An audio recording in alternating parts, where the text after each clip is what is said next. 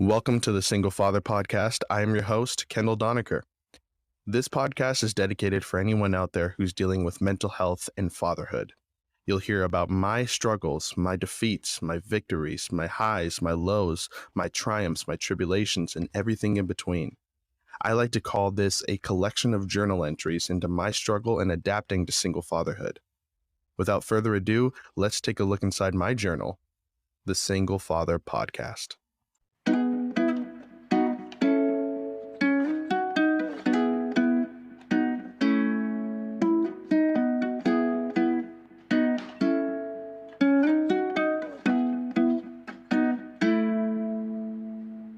I'm excited.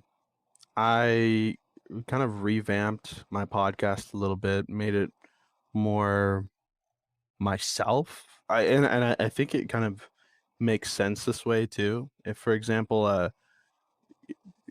talk about it a lot, but I have a VentPack app coming soon. It's a mental health app. And for anyone who knows me, I've been trying to get this off and running for forever. It's just taking so long. For anyone who believes in their dream, keep at it, because this is a dream of mine. It really is. And it's not to profit really from the app. I really believe in the idea. I really believe in, getting some help for people. And I believe in the app. It's just taking such a long, vigorous process, and it just requires a lot of money, which, hey, I got money, but you know, but excuse me. I'm excited because this podcast actually is kind of a way that I could really be myself. I was thinking of different ways that I could use VentPack, the name, while the app is being developed, and kind of just use it to kind of help people and really help myself. When I was just starting out this podcast, it was really just to kind of try it out, just testing the waters. I didn't really know what I wanted to do with it. And then kind of the second season, I moved into, doing a lot of interviews and getting some insight and kind of, just speaking to different people about mental health and anxieties, depression, sex, all of those things. And this season, I really want to make it about me, honestly. I wanted to make it more about my own journal and my own experience on my journey to become a better man, a better human, a better father, and hopefully maybe find love along the way, because it is called the Single Father Podcast. So for any ladies out there listening, I am single. I'd like to think it's because of COVID, but I don't know. Speaking of COVID, how can you even date anymore?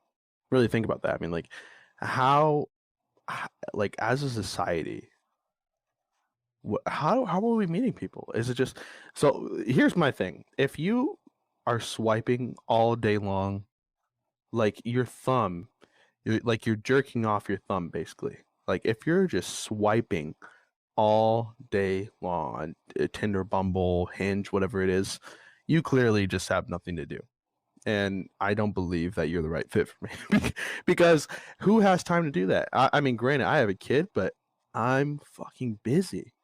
Like, I don't have time to just sit on the app and just swipe endlessly for hours. And listen, I'll kind of take it back a little bit, because girls have it easy. All they really have to do is make a couple swipes, and it's just 1,000 matches after another. I mean, most guys, not me, but most guys, um, just kind of just swipe just for no reason, just on anyone.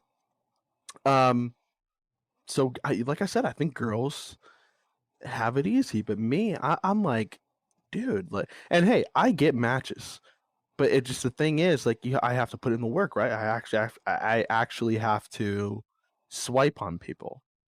Like, I have to do that, like, for like, I don't know, an hour, 15 minutes. Like, And it's so boring to me. I'm like, I have other shit to do. After work, I'm like, oh, what am I gonna eat? I gotta work out. I gotta take care of my kid. I gotta anything. Jerking off sounds more exciting to me than swiping on Tinder.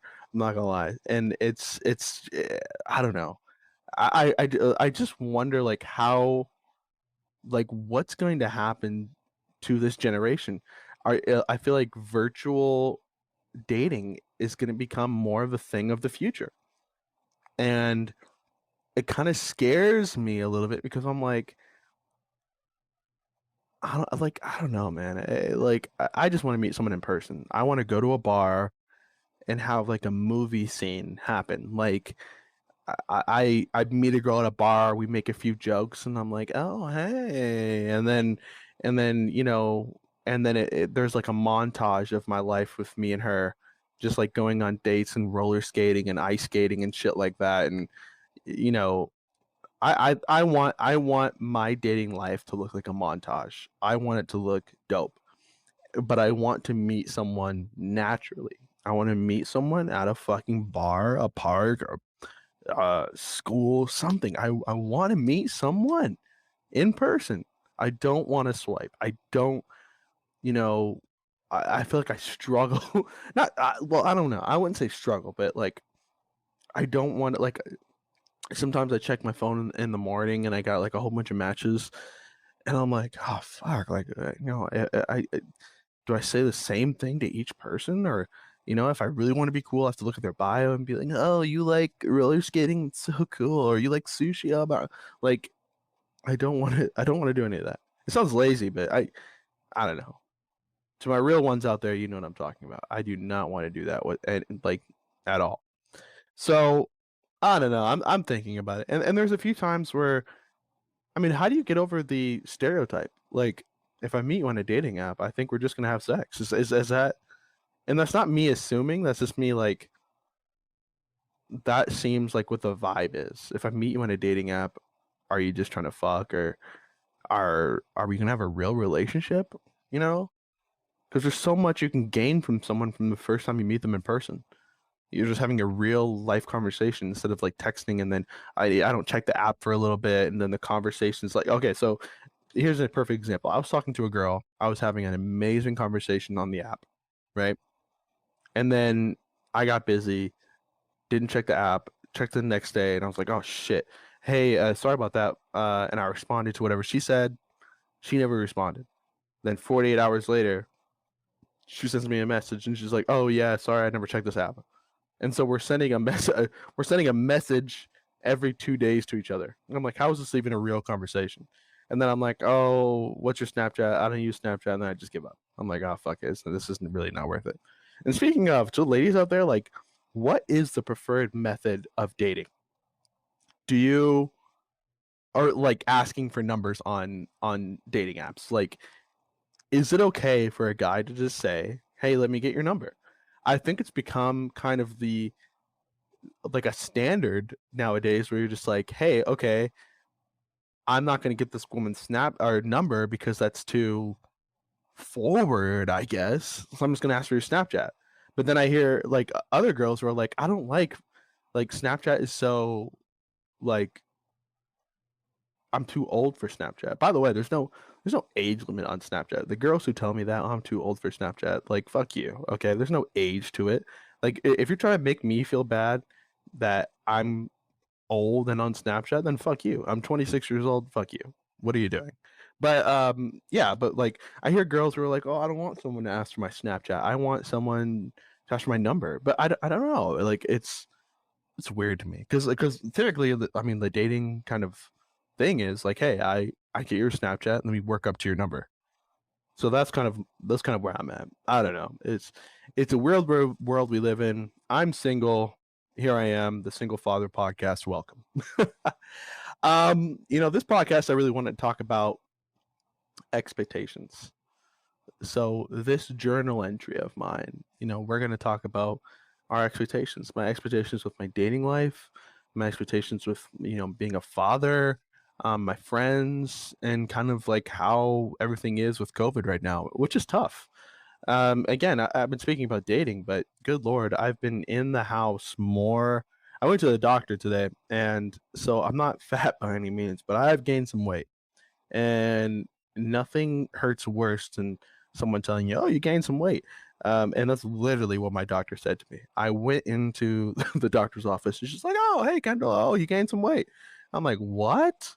Now, granted, she didn't look at me and say, "Oh, you gained some weight." It's like after I was on the scale, but she's like, "Oh, you gained some weight," and I was crushed. And you know how you're listening to someone and you're like fake smiling, but you're really like, I want to leave, and like you're fidgeting, like you want to leave so bad, like you can't even like contain yourself. That's how I was the whole entire doctor visit. I was like, I want to leave so bad. You just called me fat. I This is the worst day of my life, which it wasn't, but seriously, I mean, who says, "Oh, you gained some weight"? I mean, wow, that hurt me. So yeah, I mean, I feel like you put on a couple pounds during COVID, and like, what do you like? There's no gym. Like, people are so divided. I'm like, oh, you don't go to the gym. I'm like, no, it's COVID, right? Right? Like, unless I've been vaccinated, I'm not going to a gym around a whole bunch of people. I'm going to stay at home and do what I'm supposed to do. And so yeah, I haven't been going to the gym. I work out at home and I try to do my best. I work a lot. I'm a father, so I mean, it's hard for me to do what I did in college, but I work out, but for some reason I'm gaining weight. But I everything in my house now is vegan, so I like to call myself a practicing vegan. I I'm not full on vegan because, and here's why it's practicing. Everything in my house is vegan. I go out of my way to be vegan, but if you're like, Kendall, I just made some burgers, uh, and you put one in front of my face, I'm gonna eat that fucking burger. Okay, make no mistake. If you're like, Kendall, all of us are going, so check this out. If I'm at a restaurant, I will go out of my way to eat vegan, right? But if you're like, this is the best place to get a chicken parm. It'll be the best chicken parm on earth.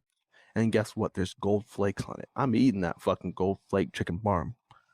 Okay, it's a weird example, but you see what I'm saying? Like, I'm a practicing vegan. I Everything in my house is vegan. But if you put some bomb shit in front of me, I will eat it. Okay. But yeah, so that's been a new thing for me, going vegan. And it's been going okay. Um, People complain about, the way things taste. I don't really see, except these egg rolls I bought that were disgusting. But I don't really see like a big difference. There's these egg alternatives I've been buying that are amazing. Um, I don't know. I've been having a good time being vegan, and I feel like I'm healthier for it. Why I'm gaining weight, I have no idea. I'm gonna go on walks more, but um, I feel like I'm doing good. I feel like I'm doing good, and I like it. I see. I'm one of those people who here's what made me go vegan is healthy food is so expensive, and look at where you're at. If you live in kind of the slumps, you notice, hey, there's a McDonald's on every corner, right? Because it's cheap. But how fucked up is that?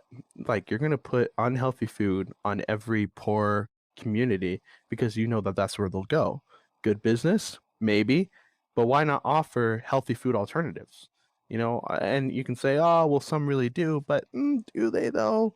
I mean, if I'm looking at how I can feed my family, am I gonna get a fucking couple of salads, or am I gonna get a couple of dollar cheeseburgers from McDonald's? If I'm really poor, that's what I'm gonna do. And here's the other thing. Am I gonna go out of my way to go to Whole Foods when I'm on a budget? Or am I gonna go to fucking Wendy's, McDonald's, some shit like that?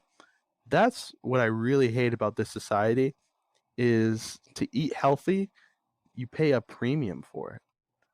But but but why? I'm one of those people, whether you agree or disagree, I truly believe that healthcare should be a human privilege, and so should healthy living. Now, look, am I going to say that healthy food should be free? Absolutely not. But at least make it affordable. I remember when Amazon bought Whole Foods, everyone was excited about like them dropping prices. What they drop? If I use, it's almost nonsensical. It's almost pointless. It defeats the purpose. If I go to Whole Foods and they say, "Oh, do you have your Amazon Prime, membership card?" and I scan my code or whatever. I remember one time my bill went down by literally $2.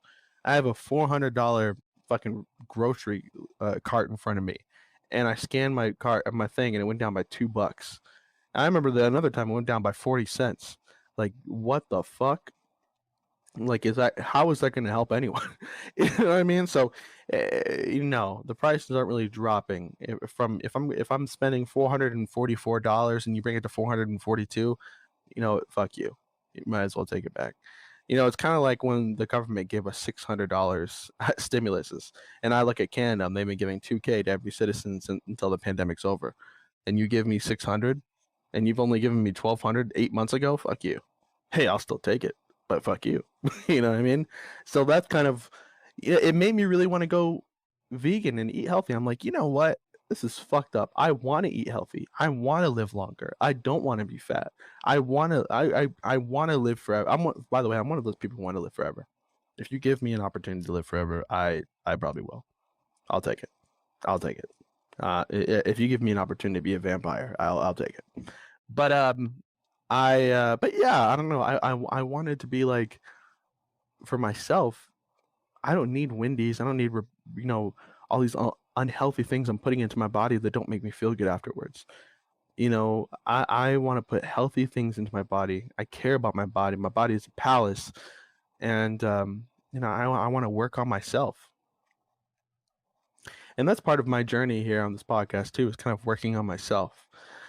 This podcast is about mental health, and the app that I'm creating with the VentPack is about mental health as well. But everything comes from somewhere. I think it really comes from myself. I had a rough childhood growing up, and mental health is something that I've struggled with for a very, very long time. Searching to become a better person and a good person is something I've struggled with for a very long time. And you can say, "Oh, well, Kendall, how do you struggle with becoming a good person? Just be a good person." Yeah, but everyone has their flaws to them. And sometimes those flaws, if you do them long enough, can become repetitive. And not only repetitive, they can become a part of you. So, there's some things that are a part of me that I want to get rid of. I want to open myself up to new things. I don't want to, you know, do this or that anymore. I want to be this person. And it stems from a lot of places too. Like, healthy living is just a part of it's just a part of kind of my journey to better myself. And this podcast is really something that I'm so passionate about, because it's where I can vent. It's where I can be myself and tell all of you, my listeners, a little bit about my trials and tribulations, and get feedback too. I mean, that's the thing I love, is getting feedback. Someone telling me that they shared a similar experience, because life hasn't always been easy for me. And hey, it's truth be told, it's not easy now. I'm struggling with my own shit still. But what I really love is just sharing myself and having someone say, "I understand. Well, I've been there." It's really funny how those words can really make a difference in your life. Um, I'm struggling right now. My dad, who I love very much, and we've become very close these last couple of years. Sometimes, every once in a while, I have a nightmare about him. Uh, and it's funny because my mom and I aren't close, and my siblings and I aren't close. Besides my dad's, youngest daughter, who ironically has the same birthday as me. She's 2 years or 3 years old now, or 3 or 4. I think she's 4. Wow. But yeah, no, I've been having some nightmares about my dad every once in a while, and they're really negative. And it's more of like memories of what I remember from when I was a kid, of just him being a dick, an asshole. Just, I remember I'd have friends over my house, and he'd yell up the stairs and tell them it's time for them to go. And when I asked my mom about it or try to bring it up, there was virtually no reason why he asked them to go other than he just felt like it. I remember so many things that he's done that were so traumatizing to me, both my parents. And it's kind of awkward and uncomfortable for me to talk about because I am close with my dad now. But at 26 years old, it's I don't know how to really describe it. It's uncomfortable because sometimes we'll be sitting in the car and I'm like, oh man, I love you to death. You're like, one of my closest confidants. And then a flashback will pop in my head about him doing something horrible when I was younger that maybe he doesn't even know that I remember. I tried one time so I don't have a relationship with my dad where it's like a Clark Kent and Jonathan Kent, Superman type of close father son throw a football relationship. It's not that. Let's just be clear, it's not that. But we have a good understanding relationship with each other, but it's not the type of relationship where I'm going to tell him kind of my woes and my interpersonal secrets and things like that. So this was a big step for me. So I come up to him and I'm like, "Hey, Dad, I remember when I was a kid. One time you really did this and that to me. I don't feel comfortable saying what it was, but I was like, hey, you did this. And by the way, it was nothing nefarious. It was just something kind of fucked up. But I'm like, yo, I remember you did this to me, and I wanted you to know that it really hurt. And I thought in my head that we'd have this beautiful moment where it opens, not only does it open the door for healing, but it opens the door for us to have that type of relationship now, where we can talk about those things and fix them. But instead, he deflected and said, well, if you would have done this and this wouldn't have happened to me. And I was like, okay, well, clearly we will never have that type of relationship. And that hurts, but I accept that. And now now I know where the boundaries lie between you and I. And, it was uncomfortable because I, I do want that. I did want that relationship from my father, where, I see it on TV, it's something that you dream and imagine your relationship would be. And I have a closer relationship with him now than I did when I was a kid, but I feel like I would have appreciated it more as a kid, if that makes sense. I feel like I needed it as a kid. I I appreciate it now and I respect it now and I'm glad now, but I needed it then. You know what I mean? And yeah, I mean it's uncomfortable because you you can be put in a position where you can have boundaries even with your uh parents. You can put boundaries on your parents. I'm now 26 years old, so if I don't want to see you all the time, I can put boundaries on that. I'm now 26 years old, and you don't have to be 26, but I'm saying if you're away from your parents and you're in a position where you can do your own thing, um, yeah, I mean, you put boundaries on each other, okay, and that's kind of where we're at. Um, and it's good to get that off my chest because I'm like, I thought about the other day. I'm like, I love this man to death, but I can't forget the traumatizing nature of how I grew up, the anxiety, the anxiety that I feel and that I've developed because of my childhood, from my mom and my dad. You look at people's situations and you're like, well, fuck, dude, like you weren't that great.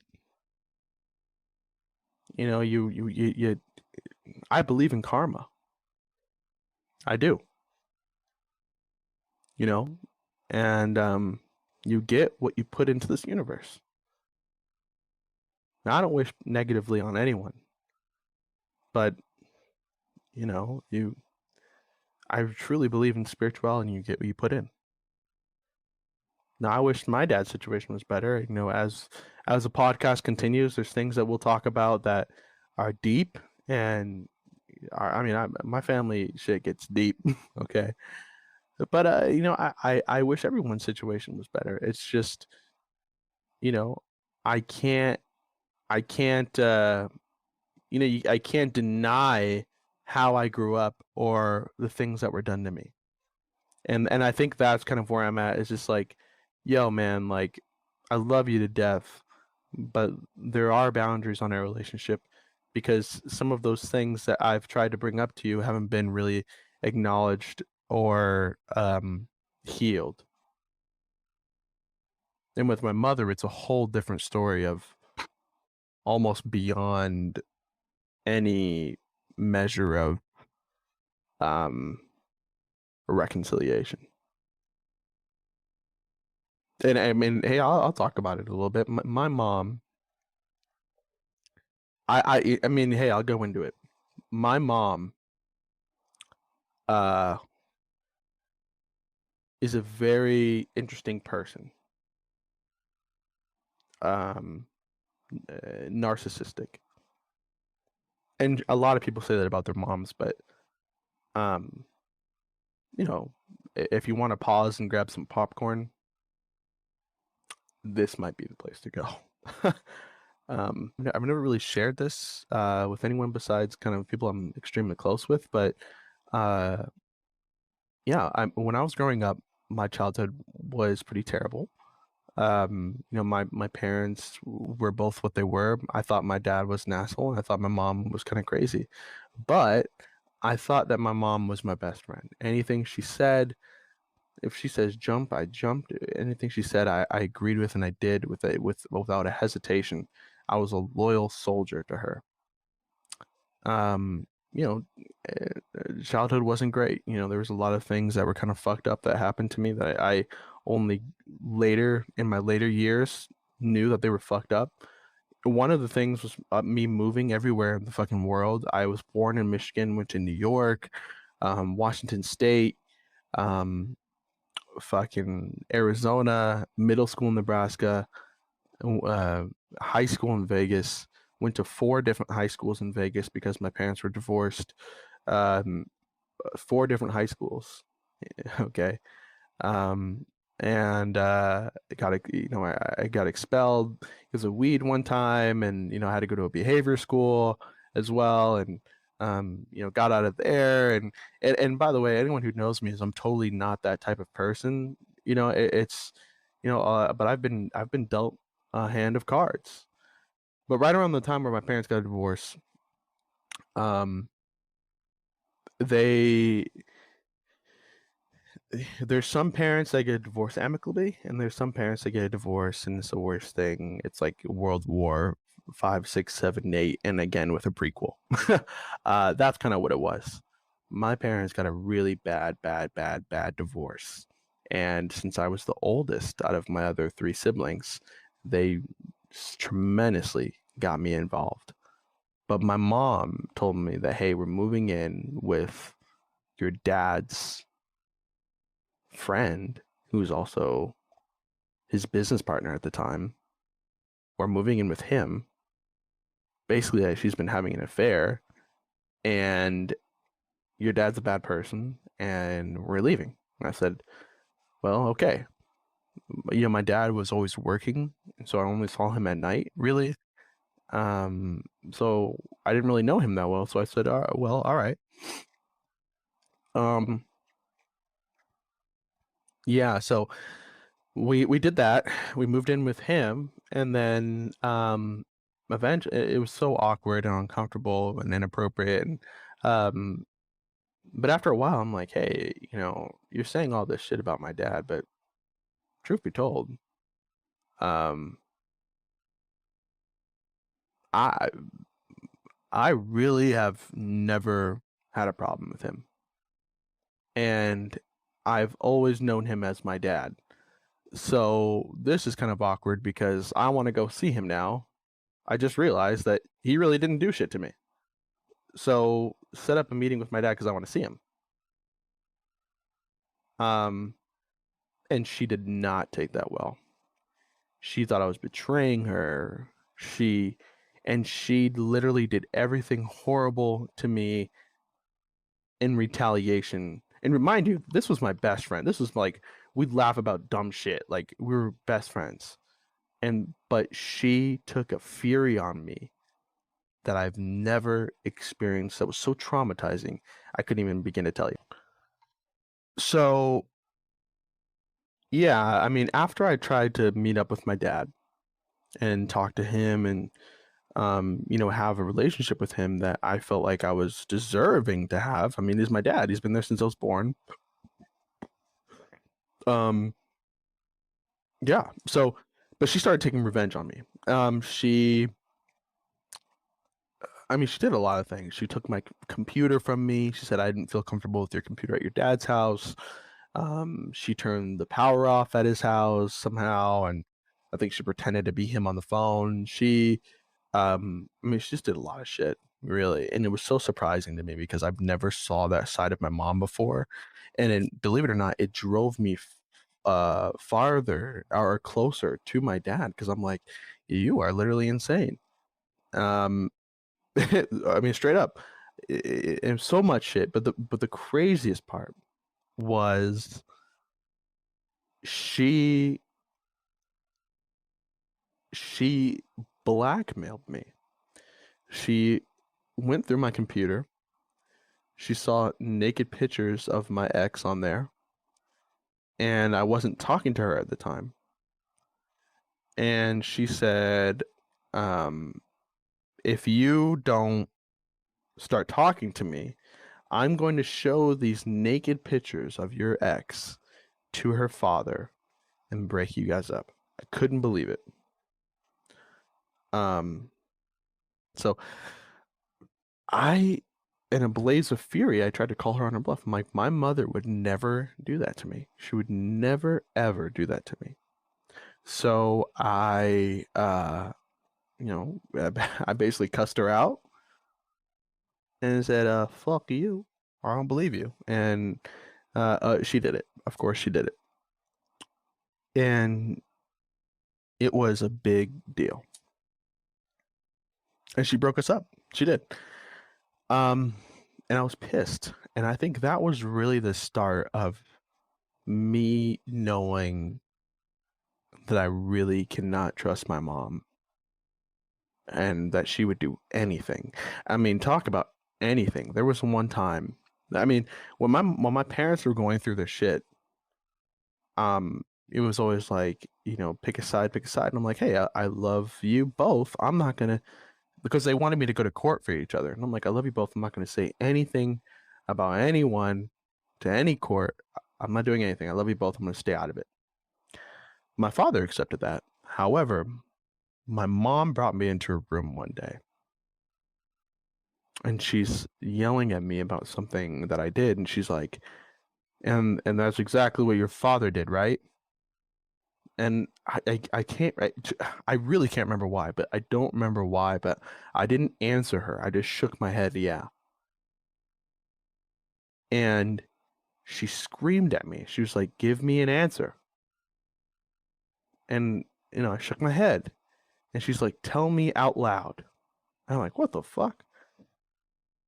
And so I don't know what really triggered it off in my head. Maybe it was her bad acting or whatever the case may be. I don't know to this day what really triggered it for me. But I knew right away what was going on.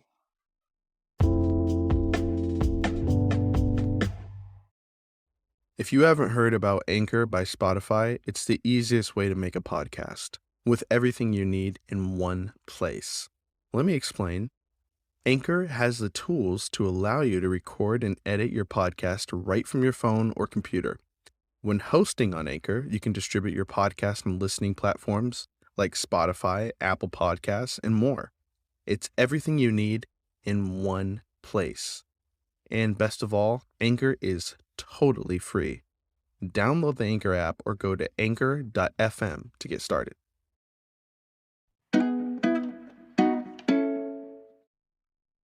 but I could not believe it. I could not believe that my mom would ever betray my trust like that. So I look around the room, and in between me and my mom was her dresser, her bed, and then my mom. Just imagine that. And a straight arrow is me, her dresser, her bed, and my mom. Right on the dresser, what was there? Yeah, her phone.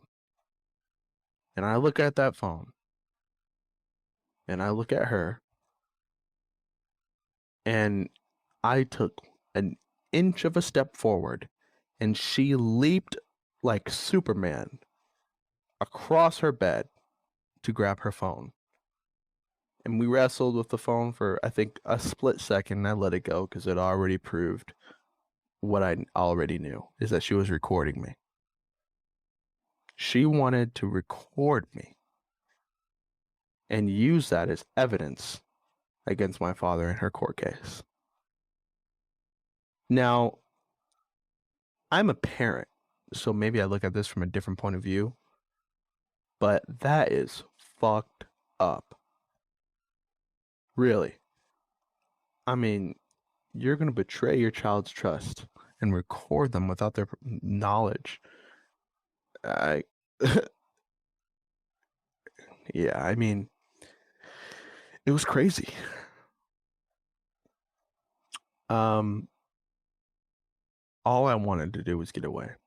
There was a situation where I lived with my dad. Him and I got in a fist fight on Christmas. I lived with my mom. She made me more uncomfortable than I could ever imagine in my life. I felt trapped. I felt unsafe. I felt uncomfortable. I felt alone. I felt scared that both my parents were out to get me. And I think it was the worst time of my life, and I developed anxiety and these horrible panic attacks. And for years, I thought something was wrong with my heart, because if anyone who's had a panic attack out there, you think you're dying, you think something's wrong with your heart. And I truly thought that. I went to so many doctors who were cardiologists who were like, dude, there's something wrong with your heart. You just have fucking anxiety. I'm like, how the fuck could it be anxiety? How the fuck could it be anxiety? I'm dying. There's something wrong. I've never felt this way before. All the nights that I'd wake up in a panic attack, I think, like, if I go to sleep, I'm going to have a heart attack and die, or my heart's going to stop beating. I remember when I was younger, I'd always have my hand over my heart because I just wanted to check if it was still beating. Horrible time for me. All I wanted to do was go away, get away. Um, yeah, I mean, I did not have a good childhood, especially with my mother. Um, Moving forward from there, she claimed a whole bunch of shit about my dad that I believe not to be true. Um, but she manipulated my siblings into believing it was true, and basically took his children away from him. And there's a study that I read, because my major is in psychology, or I'm getting my master's in psychology. Um, there's a study that I read about this, again, mother who wanted to tell lies about her father. And what you do is you take them as a young kid, and you use a situation maybe they're familiar with, like giving a bath. And it's like, oh, your dad gives you baths, right? And they say, yeah. And they're like, oh, well, it's kind of weird, right? They're like, I don't know. And then they say, well, he washes your vagina, right? And they say, yeah. And it's like, well, that's really wrong for him to touch your vagina. It's really bad. And they use the situation to manipulate a kid into believing something that maybe they've heard it so long enough, or maybe they've just uh, been told it so long enough, they actually start to believe it. So when you ask them when they're older, hey, did your dad ever touch you inappropriately? They're like, yeah, he did. When in fact, all he ever did was give you a bath. So that, without kind of saying more into that than what it was, that's kind of what happened with my family and my parents. And my mom's done some other shit. I just think she has some issues. I tried to bury the hatchet like maybe 2 years ago. I pulled up to her. It was when I moved back to Vegas. I pulled up to her community. I was at the guard gate. Said, "Hey, I'm here to see my mother. Her name's blah blah blah. Um, I want to see her. I have my daughter. I don't even know if she knows I have a daughter." He says, "Hold on one second." Gives her a call. Okay. Guy comes back. Yeah, she doesn't want you to come down. She says, pull over. She said, pull over to the side of the seat or side of the street. She'll come see you. I waited about an hour. Never came. Left. Last I've ever tried to reach out to her. I haven't seen my mother or my siblings. And I'd say about 10 years. 10 years. I do not know what they look like as older children. Yeah, it's been 10 years. And it's crazy to think about, really. 10 years. But it's more crazy because I grew up with them. I know the truth. And I've tried over the years to kind of tell them my side, but they're too far in. But it's kind of like, I don't know. It's surreal to me because I'm like, yo, I know the truth. I know what went on. I know the deal. Come to me. And over the couple of years, my mom has said I can only message them on a family Instagram account. She won't give me my siblings' numbers. Every time I call her and we argue, she puts me on speaker. So we can, or so my siblings will hear me yelling. And yeah, it's a fucked up situation. But here's the most fucked up thing is out of all of that, her breaking my family up, her doing what she did to my dad, everything. I can still get past that. But the thing I can't get past is the moment I had my daughter. The moment I held my daughter in my arms for the first time, I knew right then and there that the way I was raised was wrong. It was wrong. Because I held my daughter in my arms and all I could feel was unconditional love. My family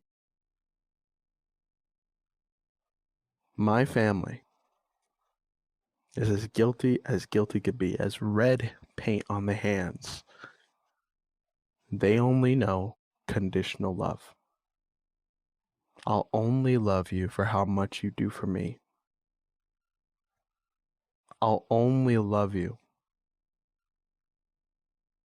for what you do for me. That's their definition of love. And that is called conditional love. If you love someone based on something else, then that's conditional love. If you're with a girl because she gives you a blowjob better than you ever had in your life, conditional love. If you're with a guy because he makes you feel secure, if you love him only because he makes you, I don't know, the bad example. I don't want to go too much deeper into it, but you guys know what I'm talking about. Conditional love. When I held my daughter, unconditional love. Without a doubt in my mind, I would love her no matter what. No matter what. I couldn't even tell you the amount of time. Even my dad now, the only reason that him and I are even, because we fell off for a couple of years. The only reason him and I are even talking now is because of me. Because when the Vegas shooting happened, I emailed him. I'm like, "Hey, you good?" And we started talking again. But guess what? I had to act like the parent. I had to reach out. It was me. When I had my daughter, I knew that I would never allow something like that to happen. You're angry at me? I'll fix it. Come on. All I wanted to do was be different. My expectations for my parents have, there's no expectations. It's flown out the window. There's no trust. I don't know if I'll ever talk to my mom again. And yeah, I love my dad, but still, in my nightmares, he's the boogeyman. I love my siblings, but they are so lost that I don't know if I'll ever have the chance to share my truth with them. And guess what? All I wanted to ever do was be a big brother.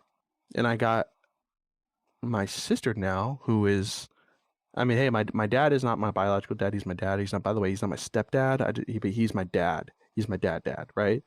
But I have a biological dad out there that I don't talk to, and there's no other reason other than I don't really care to. I met him one time when on my graduation in high school, and that was that. Other than that, I feel like it's too late, and that's another story for another time. But yeah, I mean, yeah, I don't really have an interest. Not like he's a bad guy. Just I already have a dad. But anyways, I have so my dad and my because he got remarried, and my stepmom, they have a daughter who's 4, who has the same birthday as me, which is wild. Um, and she is truly like a step sister because I'm very much treated like they very much treat me like, you know how like you can beat up your siblings and things like that and talk to them crazy. I can't do any of that with this girl. It's a step sister. That's what it is, and that just kind of sucks because I wanted to be a big brother. And hey, you can if you're still a stepbrother. That's cool. It's just it's kind of what it is, and it's unfortunate, but it is what it is. And so I've lost out on a lot, but I've also moved past it because I always had these expectations of kind of how I wanted my family to be and how I thought a normal family should look like. But then I started looking at it in a different way. I feel so blessed that as I was able to get out of that home, because I always regretted. I'm like, hey, it kind of sucks that I never had a family to go home to in college, or I never had a mom and dad who were so supportive and there for me and blah blah blah when I was in college. And I'll tell you what, I really needed my parents in college, but they weren't there. But anyways, but I've kind of moved past that. I feel so blessed that I got away from that home and started my own journey by myself. I'm so blessed that I went off to a different college that was further away where I could really become my own man. I'm so blessed that now I have my own daughter. I'm not influenced by their flaws, and I can really see my daughter for what she is, which is the unconditional joy of my life. Seriously. I mean, an unconditional love of joy. I'm happy and blessed that my parents did not, um, leave their conditional love onto me where I would pass it on to my daughter. I'm blessed, grateful. One of my biggest regrets as a father is kind of how where me and her mother ended up. Yeah, though you ever seen that Twitter feed where it's like how it started versus how it's going? I posted a Twitter post on my Twitter one time where it showed me and my baby mama at her baby shower, and then the post after, and then the picture after that was my child support arrangement. uh, I that is a more difficult topic. I really can't dive too much deep into my baby mama situation right now, but sometimes it's good, sometimes it's bad, but we co-parent very well together. But that's truthfully one of the biggest regrets me as a father is it's kind of like that Drake song, March 14th. I'm embarrassed because I always promised her my child a family unit. That's kind of how I felt. I feel like I let her down. I didn't want her to have her parents split up. I mean, hey, no one goes into a situation having a kid, man. Like, hey, I think we're gonna be great co-parents. I was like, gonna be great parents. I've done everything I could, and her and I just can't get together, and that's fine. She has a boyfriend now, which is kind of awkward for me. And but hey, that expectation that I had of a perfect, I mean, if I could just say real quick, it is kind of a fucked up situation. I mean, you have a kid that you love more than anything and during anything than life itself, and I can only see her 50% of the time. Your creation. your joy, your pride, your existence, a part of you, you can only see 50% of the time. We go week on week now, where it's switch off every other week or every week. And it's hard. I love that girl. My goodness. And make no mistake, being a parent is not easy. There's sometimes you feel like, and don't take this to heart because every parent knows what I'm talking about. There's sometimes where you feel like I want to strangle you, and there's times where you feel like I'd never want you to leave my side. I'll tell you the cutest thing that she does is when she sleeps in the same bed as me, without failure, like around 3 a.m., she'll work her way up to my stomach and just cuddle me as tight as she can. Like she'll find me in the pitch black and just cuddle me and kind of push me on the off the bed a little bit. Speaking of that, there's another time where she fell asleep in the same bed as me. It's pitch black, right? I'm a light sleeper. I wake up. She's standing above me, saying "Dada," and I was terrified. Most frightened I've ever been in my life. Like I'm painting the picture for you. You're sleeping on your bed. You don't usually have someone in your bed that often. Okay, and that's sad. But yeah, you don't usually have someone in your bed that often. And then in the pitch black, there's a small child standing above you saying "Dada." I pushed her so hard off my bed. I pushed her. I was like, pushed her. Punted. Football, she fell off the bed screaming out. She's screaming, crying. I'm screaming, crying. I don't know what's happening. She don't know what just happened to her. She don't know why I pushed her. It's a bad situation. That was hilarious. I love that girl. I really do. And I have a good co-parenting situation with her mom, but I'll tell you what, being a co-parent is no fucking joke.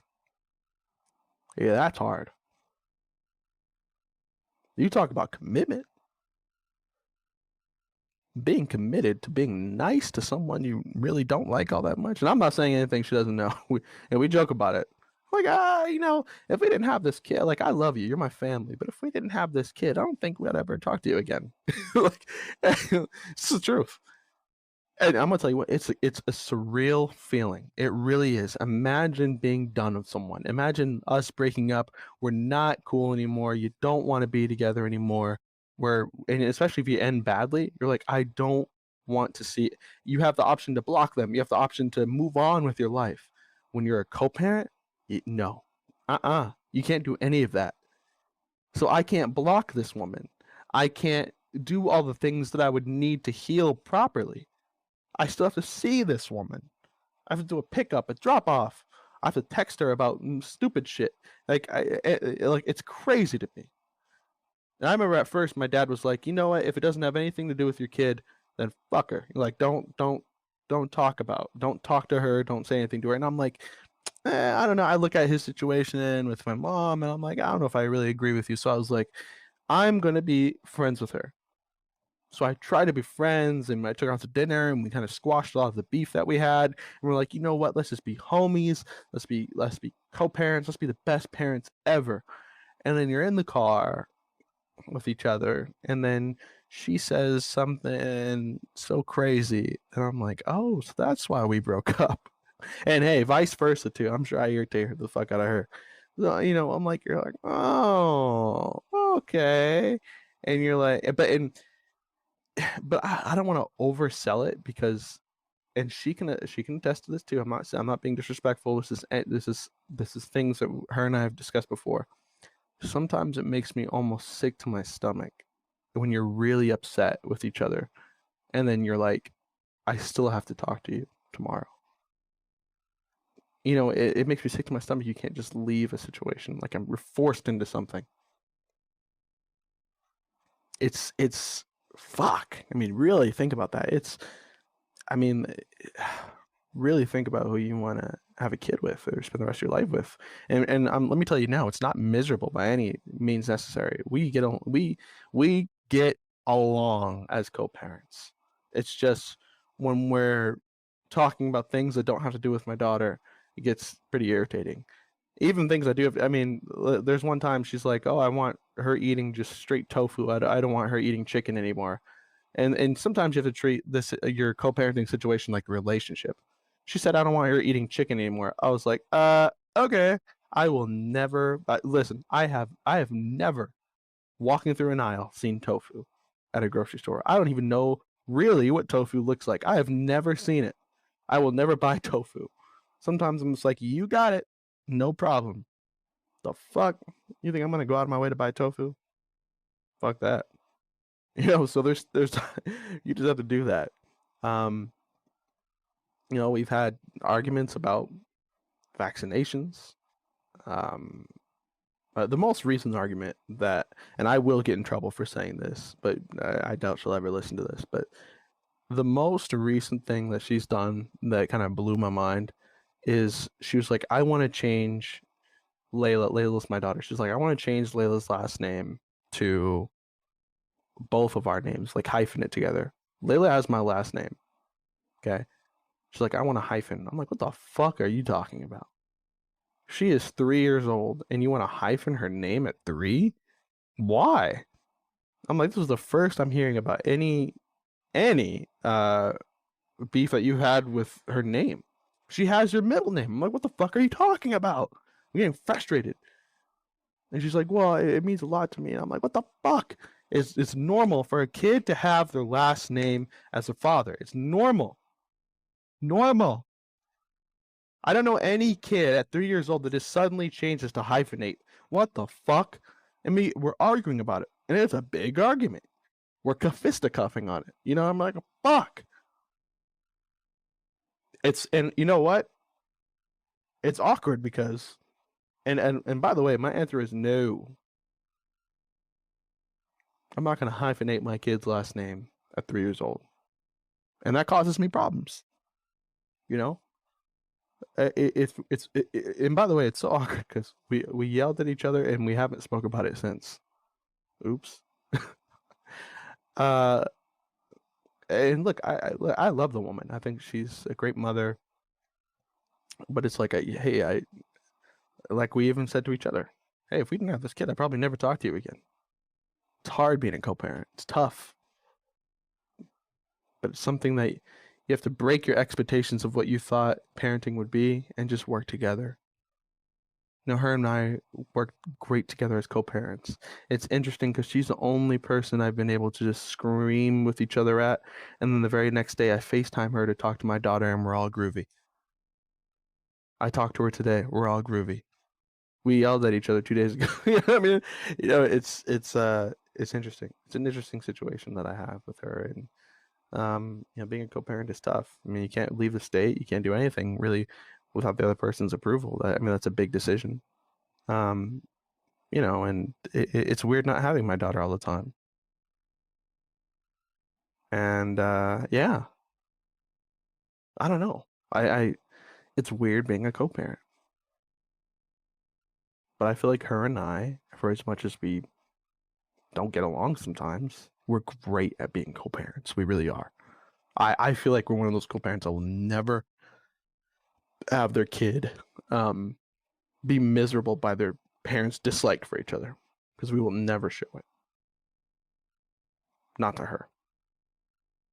She does. I mean, the other thing fucked up that she's done though that almost jeopardized our relationship is she let her boyfriend meet my daughter before me. I thought that was fucked up. She didn't think it was fucked up. She was like, I shouldn't have to measure my whole life around you. I said that's a pretty fucking big deal to me, but hey, you don't think it's fucked up, you don't think it's fucked up. That's just, I'll keep that in mind. But I thought that was fucked up. But other than that, we're good. Doesn't sound like we're good, but we're good. But hey, expectations, right? The reality and what you expect are two different things.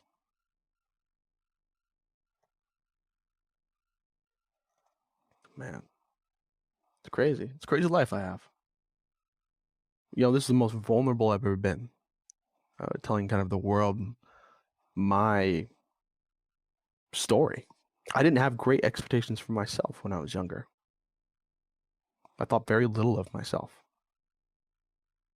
I was just skinny. kid who spoke quote unquote proper. And when I got to Vegas, everyone was making fun of me because I didn't know what hella meant. I'm like, what is hella? They're like, it means a lot. And I'm like, how? They're like, it just does. I'm like, I don't understand. I mean, so, uh, yeah, I mean, it was just a weird time for me. And, kind of what just would led it just everything that's happened kind of just led me to my depression in high school. I mean, not high school, college. And to everyone who went to college with me, hey, I apologize. Sincerely, I do. I was going through a rough time. That's kind of the thing with mental health is you never really know what someone's going through. They say try to always be kind, but it's hard when you're dealing with an asshole. And granted, I was an asshole when I went to college. I was angry about my parents' divorce. I was angry with my situation. I was angry that I had anxiety all the time. And look, I was a big weed smoker back in the day too. I would be Chief Keef up in this bitch. And I couldn't even smoke weed anymore without having the worst panic attack and wanting to call the ambulance on myself just to get some help because I felt like I was dying again, and what a horrible time I had, really. So it was rough. I was an asshole when I went to college. I admit that. I treated girls like shit. I only cared about what I saw. I didn't have anyone to really teach me how to be a man and tell me kind of how college works, how to speak to a girl and things like that. I only saw what you see in the movies. On the movies, college is about getting drunk and chasing girls, and that's what I did. I got drunk, turned me into an asshole. I'd start fights. I'd hook up with girls, and I'd be an asshole. And I can count on one hand. I think out of well, I can't say that, but all I'm trying to say is it wasn't good. It wasn't a um um it wasn't a good experience for me. I didn't like who I was. Other people didn't like who I was. I didn't get accepted into this fraternity that I wanted to get into because of all the rumors about me. Rumors about me got so bad to the point where I had to change my name to K so people would actually give me a chance to get to know me before they heard, "Oh, you're Kendall, oh motherfucker." It got bad. I was a jerk in college, but I was struggling inside. I was so depressed. I was lonely. I was crushed. I hated myself. I hated who I was. I hated my life. I was contemplating suicide sometimes. I mean, I was in a real dark place. There's this girl. Well, even before that, there'd be times where I'd lose friends and I'd be like, well, okay, fuck him. Or I'd lose another friend, I'm like, fuck you. And then a friend would be like, dude, a lot of people are saying some shit about you, man. This isn't cool. I hate you, blah, blah, blah, fuck you. And I'd be like, well, fuck all those people. But then when you lose like the 10 millionth friend, you're like, man, is it me?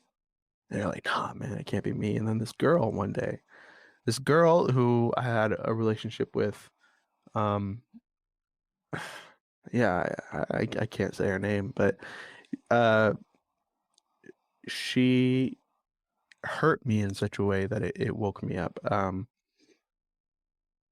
She kind of sabotaged the situation with me and this other girl. And I texted her and messaged her like, what the fuck? Why would you do this? And long story short, the message she sent to me was, I just don't think, or no, she said, I think you're just a shitty person. No one has anything good to say about you. She's like, I have had my own case of bad experiences, but with you, I don't know anyone that has anything good to say about you. You lie, you cheat, you steal. I just don't see anything good. And I remember I read that text and I started crying. I started crying my eyes off because it was true. For the first time, someone's actually to my face told me, I don't like who you are. and I want nothing to do with it. And coming from her, it hurt. The fact that it was true, painful. But I didn't take that information and become worse. My biggest goal was to prove her wrong. So a few weeks later, I started attending church services and I got baptized. I started looking at things I could do to control my anger and started apologizing to people and not drinking as much. My biggest goal, my biggest ambition from that point on was to prove her wrong about me, because I didn't want to be that person either. I didn't like that guy either. And it was from that point on where I really started to change. A few years later, she ended up dying in a car accident. And it broke my heart for so many reasons. A tragic loss for this world. And I reshifted my goal. I prayed to her and I said, I promised her that when I die, when I see her again, my biggest dream would be for her to tell me that I did it, that she was wrong about me, or something along those lines, that you did it, Kendall. That's what I want to hear from her when I die. I don't want to see God or Jesus when I enter heaven's gates. I want to see her, and I just want her to tell me, hey, you're a good person. You did it. And I want to do it for myself too. You know, I want to do it for my daughter. I want to do it for me. And when I had my daughter, it meant more to me because I just want her to have a good person as a role model. I want to be a good person. I want to live like a good person.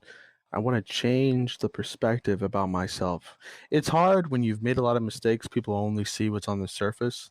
I know there's some people I'll never get to convince or apologize to that will make a difference, and they'll be like, well, fuck you forever, right? Over something I did when I was in my early 20s. But I take responsibility. I do. But it's like, hey, I'm a changed person. You know, I just want you here. This is my story. I'm sharing to you what made me who I was and what's making me who I am. I, um, I just want to be a dad. I want to be a good father, a good husband one day. I want to be a good person.